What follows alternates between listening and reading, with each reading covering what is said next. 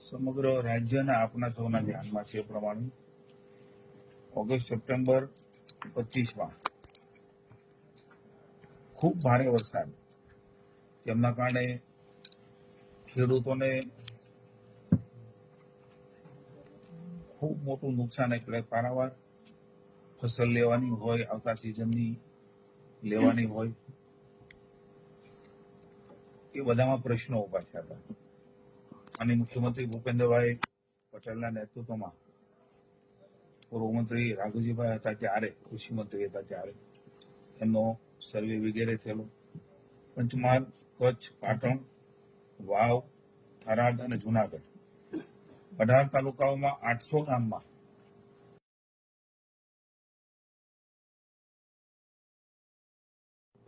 અધ્યક્ષશ્રી છે, એમણે પણ ખૂબ એ વિસ્તારની ચિંતા કરી, સમગ્ર રાજ્યની ચિંતા કરી. ખેડૂત હોવાના નાતે હું પણ ખેડૂત છું એટલે મને ખ્યાલ છે. પણ કુદરત જ્યારે કઈ થપાટ મારતી હોય છે અને ઈ જયારે લેતી હોય છે ત્યારે માણસ અને વ્યવસ્થાઓ નિશાય થઈ જતી હોય છે. એટલે કુદરતે ખૂબ મોટા પ્રમાણમાં ત્યાં નુકસાની કરી.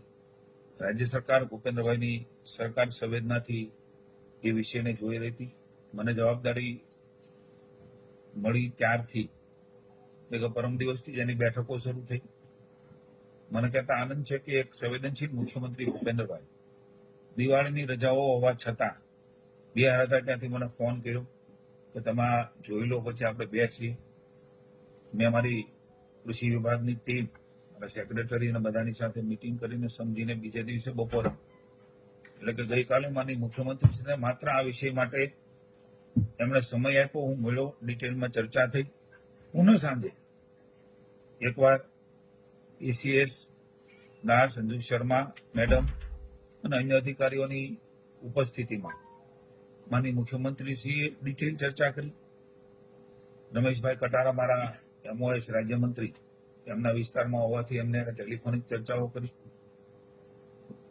શંકરભાઈ ચૌધરીના ઘરે પણ 2 વાર ટીમ સાથે બેસવાનું થયું, કારણ કે એ પણ ખૂબ સંવેદનશીલ વિષયને જોઈ રહ્યા હતા. કુલ મળીને જે વ્યવસ્થાઓ બને એમાં માની મુખ્યમંત્રીશ્રીની લાગણી હતી કે દિવાળીનું પર્વ છે અને સમય જતો રહ્યો છે, ત્યારે એમાં વિલંબ કર્યા વગર ખૂબ મોટા મનને ઉદારતાથી જે થઈ શકે એ પ્રમાણે નીતિ નિયમને ધારાધોરણ મુજબ વધારેમાં વધારે મદદ કરવાની વાત છે. કારણ કે કેટલું મોટું નુકસાન હોય છે ત્યારે એને બેઠો કરવા માટે સરકાર હંમેશા મદદ કરતી હોય છે.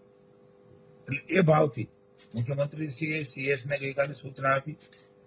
રાત્રે 8:30 સુધી દિવાળીના તહેવારો હોવા છતાં માનની મુખ્યમંત્રીશ્રીએ ખાસ આ જે નુકસાની થયું છે જે જિલ્લાઓમાં, જે તાલુકાઓમાં, એના ખેડૂતો માટે ચિંતા કરીને મિટિંગ કરી.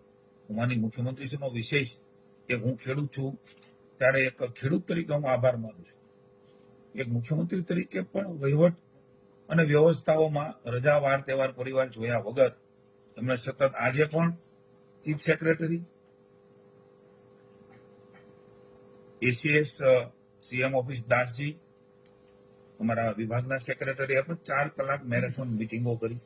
કારણ કે આપ પણ જાણો છો કે બધા નીતિ નિયમ, કાયદા કાનૂન, ભૂતકાળમાં થયેલ વ્યવસ્થાઓ, પણ એમાં જે કાંઈ થઈ શકે એ પ્રમાણેની માની મુખ્યમંત્રીએ સાથે પણ મેં હમણાં વાત કરી કે ખૂબ ઝડપથી આજે જ આપ જાહેરાત કરી દો, જેનાથી જે લોકોને નુકસાન થયું છે એને કમસે કમ સહાય કરીને એમની દિવાળીના દિવસોમાં એક મદદ કરવાનો, સહાય કરવાનો, બેઠા કરવાના હેતુથી આ રાજ્ય સરકાર વતી હું આપ સૌ સમક્ષ એમની જાહેરાત કરું છું.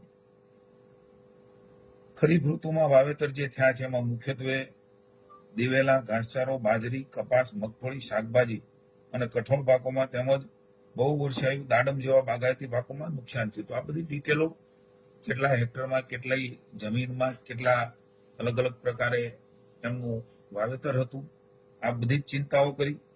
અને એસડીઆરએફની જે કેન્દ્રની જોગવાઈ છે એની પણ જે જોગવાઈના આધારે જે મળવાપાત્ર રકમો છે એમાં 563 કરોડ રૂપિયા એ કેન્દ્રની એસડીઆરએફની જોગવાઈમાં આ પેકેજમાં મળવા જઈ રહ્યું છે. રાજ્ય સરકારે, ભૂપેન્દ્રભાઈ અને અમારા વિભાગે અમે બંને મંત્રીશ્રીઓ રમેશભાઈ કટારા અને હું, એમણે પણ મુખ્યમંત્રીના માર્ગદર્શનની સંવેદનાથી રાજ્ય સરકાર ઉદાર અભિગમ રાખીને ટોપઅપ જે પ્રકારે પેકેજ ભૂતકાળમાં જાહેર થયા છે એમાંથી પણ વધારે આપવાની માનનીય મુખ્યમંત્રીશ્રીએ અમને સૂચના આપી અને રાજ્ય સરકાર 384 કરોડની વધારાની સહાય 563 ઉપરાંત રાજ્ય સરકાર એ પોતે આ સહાય કરી છે. એટલે કુલ મળીને 947 કરોડનું કૃષિ રાહત પેકેજ એ માનનીય મુખ્યમંત્રી ભૂપેન્દ્રભાઈના માર્ગદર્શન નીચે આ 5 જિલ્લા અને 18 તાલુકાઓ માટે ખાસ કરીને વાવતર આવ્યું. ત્યાં ખૂબ મોટું નુકસાન, 50-60 વર્ષ સુધી આ વરસાદ નતો આવ્યો તો એક ધારો વરસાદ પડી ગયો. એ માનનીય મુખ્યમંત્રીએ મુલાકાત લીધી, માનનીય શંકરભાઈ લીધી ને આપને પણ આ ધ્યાનમાં છે. એટલે 947 કરોડ રૂપિયાનું પેકેજ એ મદદ કરી રહ્યા છે. એને બેઠા કરવાનો સરકારનો પ્રયાસ છે. પુનઃ એકવાર હું આપના માધ્યમથી સમગ્ર મારા ખેડૂતોને કહું છું કે જે આ રીતે આપણે ક્યારેક સાયક્લોન જોઈએ છીએ, ક્યારેક અન્ય હોનારતો જોઈએ છીએ, એ સ્થિતિની અંદર કોરોનાની સ્થિતિ જોઈ સમગ્ર વિશ્વની સહાય થઈ જાય. કારણ કુદરતની થપાટે મોટી હોય છે અને કોઈ પહોંચી વળે નહીં. પણ રાજ્ય સરકારે એમને બેઠા કરવાના ભાગરૂપે, એને મદદ કરવાના ભાગરૂપે આ પેકેજ જાહેર કરેલ છે. મને કહેતા આનંદ છે કે વાવ થરાદની જે ટોપોગ્રાફી છે, કેટલાક પાત્રના ગામો છે, એમાં પાણી કાયમ ભરાય છે. દર વર્ષે નાના મોટા પ્રશ્નો આવે છે. 17માં પણ આવ્યા. કાયમ એ ખેડૂત મુશ્કેલીમાં રહેલા મુખ્યમંત્રીશ્રીએ ગઈકાલે મારી સાથે ચર્ચા કરીને મને માર્ગદર્શન આપ્યું કે આના માટે આપણે કંઈક કરવું જોઈએ. એટલે મને કહેતા આનંદ થાય છે કે વાવ, થરાદ અને પાટણ જિલ્લાના નીચાણવાળા જે વિસ્તારો છે, ભૌગોલિક સ્થિતિ એમની ખરાબ છે. નદીઓના પૂરની પરિસ્થિતિમાં વારંવાર ખેતીલાયક જમીન લાંબા સમય સુધી પાણી ભરવાની સમસ્યાથી નીકળતી નથી. એનો કાયમી ઉકેલ શું હોઈ શકે? એ કાયમી નિરાકરણ માટે એક ખાસ પ્રોજેક્ટ, સ્પેશિયલ પ્રોજેક્ટ તરીકે એમનો સર્વે કરીને સિંચાઈ વિભાગ સાથે રહીને એ પાણી, મને મુખ્યમંત્રીને શંકરભાઈનો આગ્રહ હતો કે પાણીનો સંગ્રહ ક્યાંય થાય, પાણી ભૂગર્ભમાં ઉતરવામાં આવે તો પહેલો પ્રયાસ એ કરવામાં આવશે. પછી છેલ્લે એ કોઈને કોઈ રીતે દરિયામાં મોકલવું જ પડે તો એ દરિયામાં મોકલીને ભવિષ્યમાં આ પ્રકારની સ્થિતિઓ, માત્ર આ પ્રકારનું રાજ્યમાં પહેલી વખત આ જાહેરાત એ ભૂપેન્દ્રભાઈના માર્ગદર્શન નીચે મારો કૃષિ વિભાગ કરી રહ્યો છે. 2500 કરોડ રૂપિયાની જોગવાઈ. હું એમ કહીશ કે આ જોગવાઈ છે એ પ્રાથમિક અમે કરી છે. માનનીય મુખ્યમંત્રીએ કહ્યું છે કે 5000 કરોડની પણ જરૂર પડશે તો આ વાવ, થરાદ ને પાટણના જે ખેડૂતો છે એમને ભવિષ્યમાં આ પ્રકારના વરસાદમાં પાણી ન ભરાય એમના માટે રાજ્ય સરકાર આ નિર્ણય કર્યો છે. એ કામ પૂરું થતા એ ખેડૂતો, એક ડિમાન્ડ પણ હતી ખેડૂતોની, કિસાન સંઘે પણ આ માગણી કરી હતી, એમણે પણ કિસાનો વતી અમને માહિતી આપી હતી. એટલે 2500 રૂપિયાની જોગવાઈ એ આ સાથે જ ઠરાવમાં કરી છે.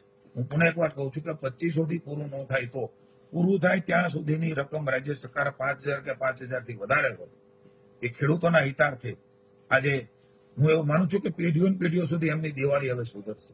કારણ કે કુદરતે કોઈના હાથમાં નથી. પણ ન બને એ કરવા માટેની જવાબદારી સરકારની હોય છે. ત્યારે પહેલી વખત આ બની રહ્યું છે.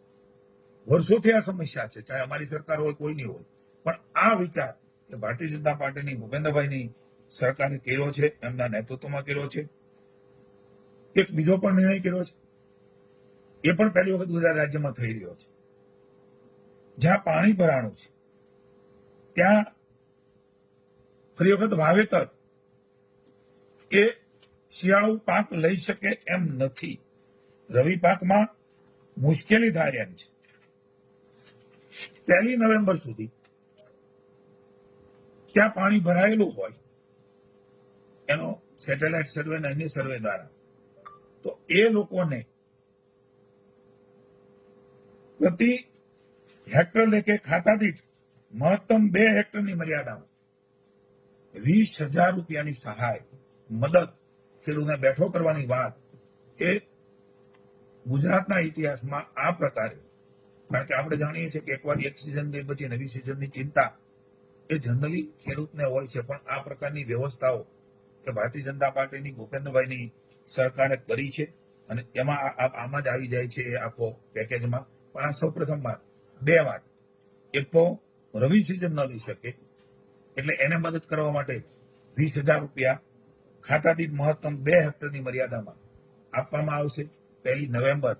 કારણ કે એ પછી આપણે જો જાણીએ છીએ કે શિયાળુ રવિ સિઝનનું વાવેતર થતું હોય છે, એટલે એને એમાં પણ સહાય અને મદદ કરવાનો નિર્ણય કે રાજ્યની સરકારે કર્યો છે. કુલ મળીને 3447 કરોડ રૂપિયા આ 5 જિલ્લા 18 તાલુકા ઉપરાંત વાવ, થરાદ અને પાટણ ભવિષ્યમાં એ કુદરતની સામે લડવા માટેનો પ્રયાસ, એને અટકાવવા માટેનો પ્રયાસ રાજ્યની ભૂપેન્દ્રભાઈની સરકારે કર્યો છે. અને મને એવું લાગે છે કે ભૂપેન્દ્રભાઈની જે લાગણી હતી કે દિવાળીના દિવસોમાં ખેડૂતો રાહ જોઈ રહ્યા છે, ત્યારે શું થશે, કેવી રીતે થશે, અમને સહાય મળશે, એના કરતા એના મનમાં જે ભાવ હતો, મારી શંકરભાઈએ પણ ખૂબ ચિંતા કરી, અમારા અધ્યક્ષશ્રીએ, કે ભાઈ ભવિષ્યમાં આ પાણી ન ભરાય એના માટેની સરકારે વ્યવસ્થા કરવી છે. અને મુખ્યમંત્રીએ આ અમારી વાત સ્વીકારી અને એના માટે સ્પેશિયલ અલગ રકમની જોગવાઈ કરી છે.